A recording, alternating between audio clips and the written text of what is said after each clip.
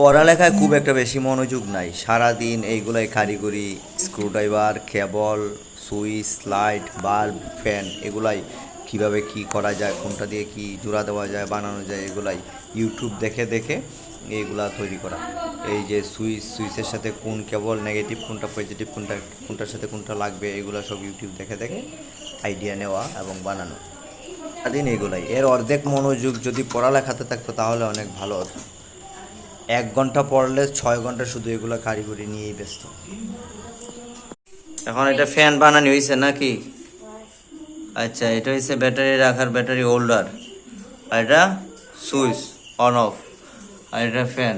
তো এখন ছাড়ছো না, এই তো চলে, তুলা দাও, ওইভাবে ঘুরাও, এই তো বন্ধ করো, এই তো বন্ধ, আবার ছাড়ো, এই তো চলছে, তাহলে ফ্যান হয়ে গেছে নাকি? হুম।